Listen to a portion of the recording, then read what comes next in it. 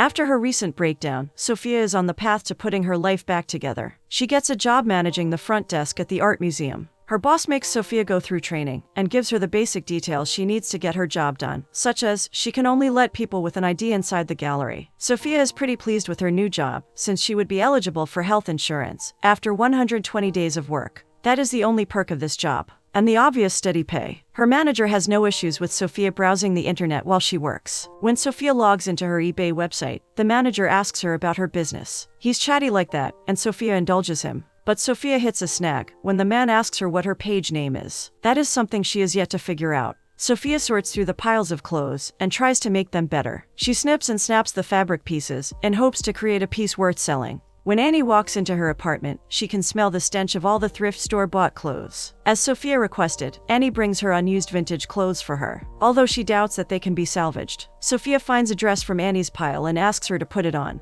When Annie wears the dress, she absolutely hates it. Sophia takes her scissors and gets to work. She snips and snaps, and the boring-looking dress turns into a chic outfit. It definitely impresses Annie, and she advises Sophia to get started on making all that money. But Sophia can't do that until she settles on a name for her store. She thinks that when someone sells stuff, they're asking people to buy into you. So naturally, Sophia needs a name that reflects who she is. She has been going through some vintage names online, but so far, she's come up short. Annie tries to help the girl, but nothing strikes Sophia as something that defines her. Annie would love to help her more, but she has a date with Dax. Sophia spends some more time racking her brains for the perfect name. She goes through countless store names, but nothing fits her style. When she can no longer work it out, she ends up knocking at Shane's door. Sophia asks him if he wants to tag along and get something to eat with her. He takes her up on her offer. Sophia and Shane get burritos to go and walk around the neighborhood. Sophia is in awe of the burrito, but Shane doesn't find it all that great, which opens up the topic of the overrated fajitas, and Sophia has strong opinions about that.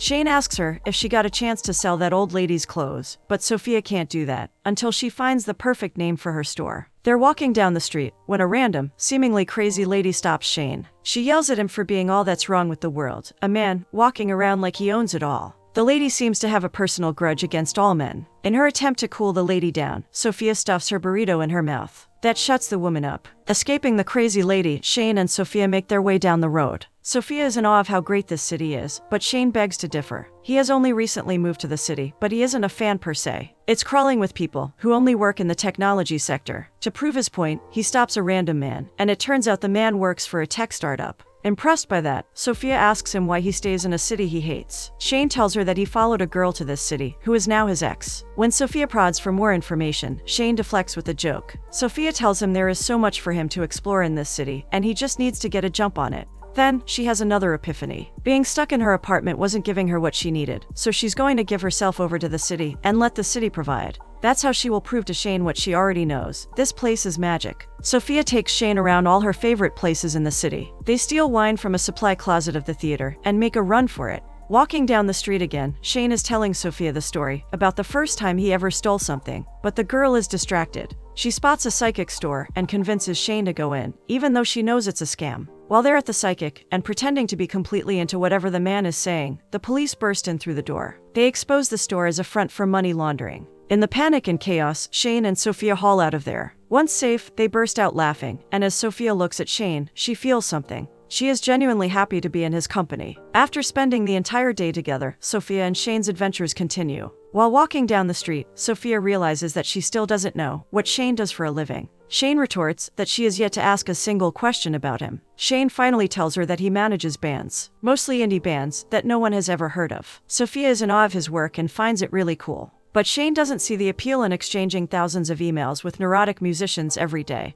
who always ask when they'll be the next big thing. And because his work keeps him on the road so much, his relationship with his ex, Katie, suffered a blow. He tells her that Katie didn't like how Shane was always being chased by groupies and was very jealous. Sophia wonders if he ever gave her a reason to be jealous. Shane hesitates, but eventually admits that he did. That's clear to Sophia, then. Sounds like Shane was the reason his relationship imploded. Sophia gets distracted by the trolley on the road and runs to catch it. They ride it without buying a ticket, and she takes Shane to the top of a building, from where the entire city is visible. Shane is impressed by the view, and almost likes the city now. Sophia still wishes for the inspiration she's been waiting for the city to give her. She turns to Shane and points at her face, asking him what looking at her makes him think. Shane provides a list of adjectives, and ends it by calling her beautiful. He leans in to kiss Sophia when a crowd of people disturbs them. They walk downhill, and Shane tells Sophia how he really wants to see the infamous Golden Gate Bridge. Sophia groans at that, because she hates bridges. She's afraid of the way that bridges collapse during an earthquake. Shane points out that only means that Sophia is afraid of earthquakes. Sophia reasons how she can't fall off an earthquake into shark-infested waters, can she? Shane wonders where Sophia is taking him, if not the bridge. Someplace magical, she says goofily. Sophia brings Shane to the arcade, and they have a blast of a time playing games. Shane even wins a Rubik's Cube keychain for her. Suddenly, Sophia is hit with the perfect idea for her store name: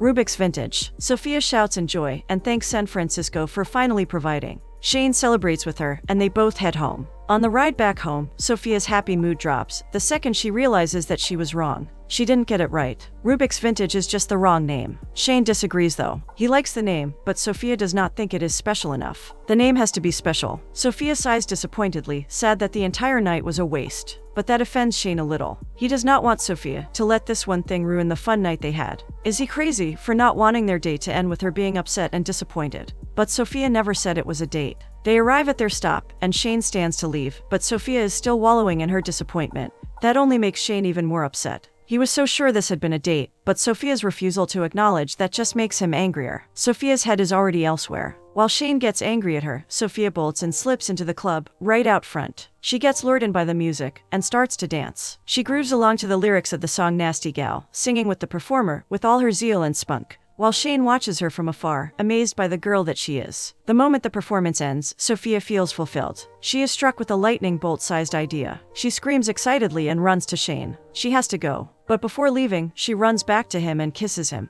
confidently declaring that she was right about this city. The next day at work, Sophia is extra perky because she has found the perfect name for her store: Nasty Gal Vintage.